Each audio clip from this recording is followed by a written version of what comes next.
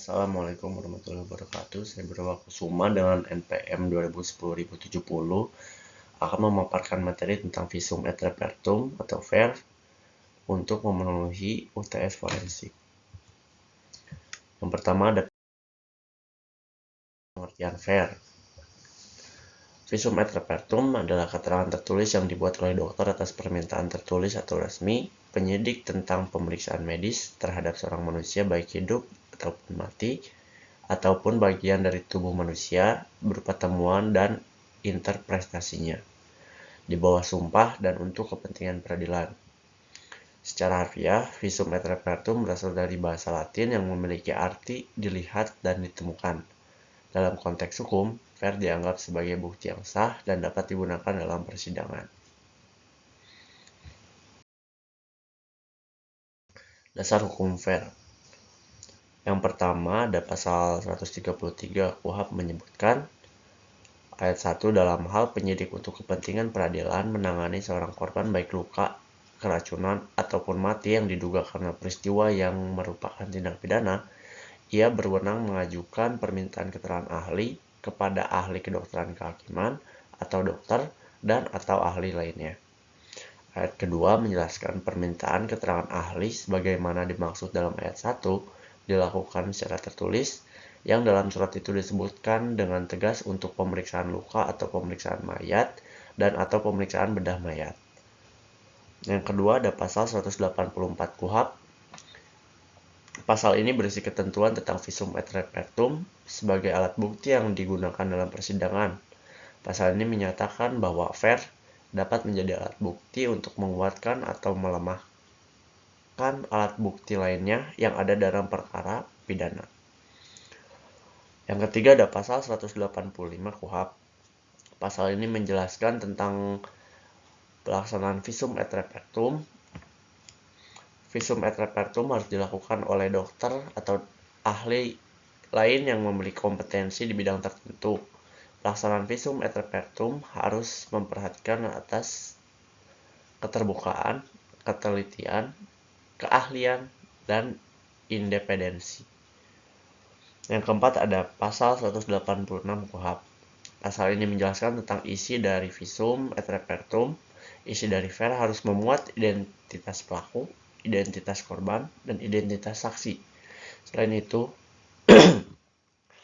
isi dari VER harus berisi tentang kondisi fisik pelaku, korban, atau barang bukti yang diperiksa serta kesimpulan ahli mengenai hal tersebut.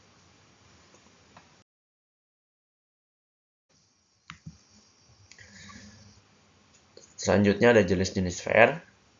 Ada 3 jenis visum et repertum, yaitu yang pertama VER untuk korban hidup. Dalam VER korban hidup ada VER definitif, VER sementara, dan VER lanjutan.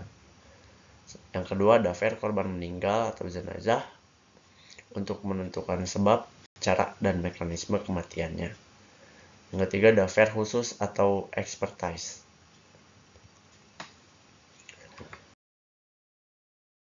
VER korban hidup. Yang pertama ada VER definitif, adalah hasil pemeriksaan medis yang dilakukan oleh dokter dan digunakan sebagai bukti dalam sidang pengadilan. VER definitif biasanya dilakukan setelah korban mendapatkan perawatan medis yang memadai dan stabil.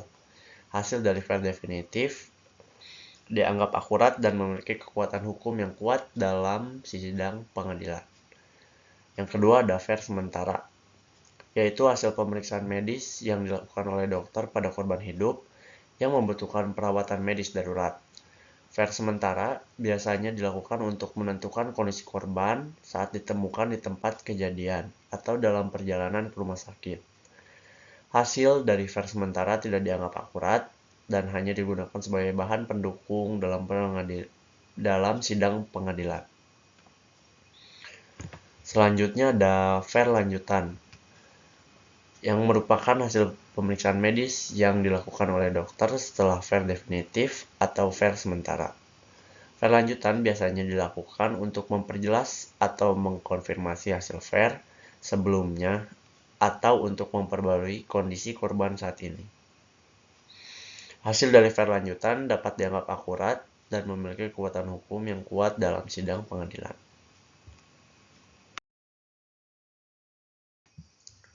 Selanjutnya ada fair korban meninggal atau jenazah.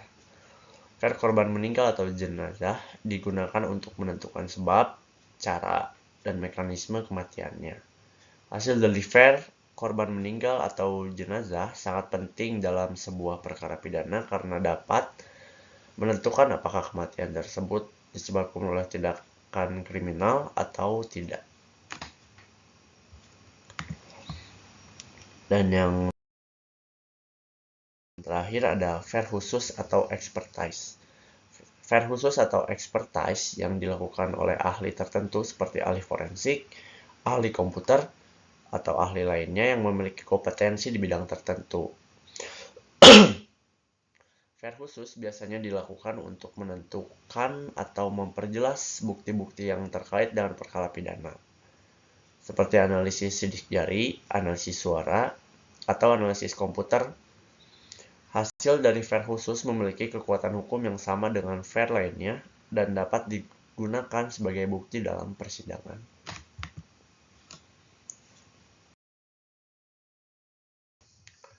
Kegunaan fair dalam sistem peradilan pidana.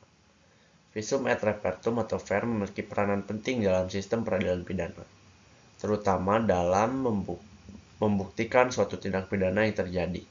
Fair digunakan sebagai bukti dalam sidang pengadilan untuk memperkuat dakwaan yang diajukan oleh jaksa penuntut umum atau sebagai pembelaan bagi terdakwa. Fair juga dapat digunakan oleh hakim dalam memutuskan suatu perkara dengan lebih tepat dan adil. Hasil dari pemeriksaan fair dapat menjadi referensi bagi hakim dalam memutuskan suatu kasus, sehingga putusan yang diambil lebih berdasarkan pada bukti-bukti ilmiah yang objektif.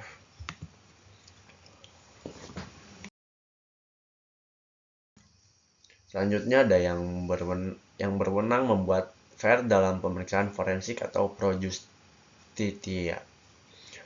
Dalam pemeriksaan yang berwenang membuat visum et repertum atau fair adalah dokter atau ahli forensik yang telah memiliki sertifikasi dan kompetensi di bidang medis dan forensik.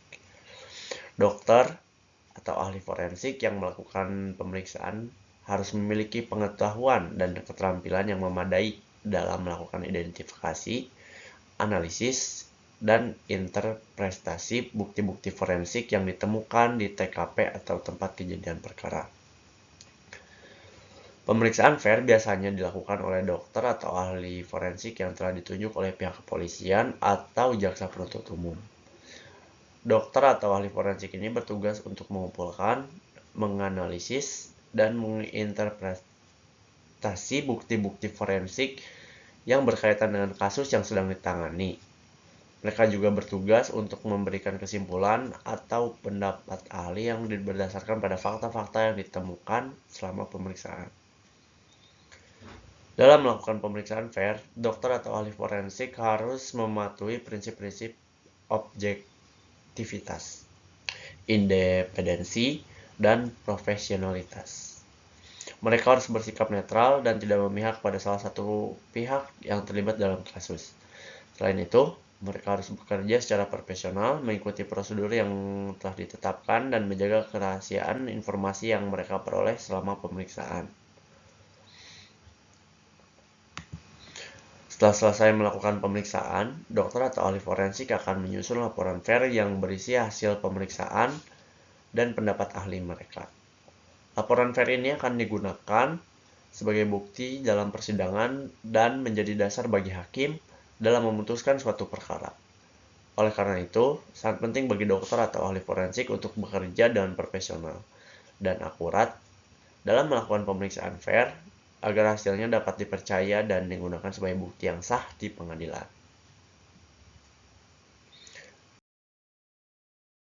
Mungkin sekian yang bisa saya sampaikan.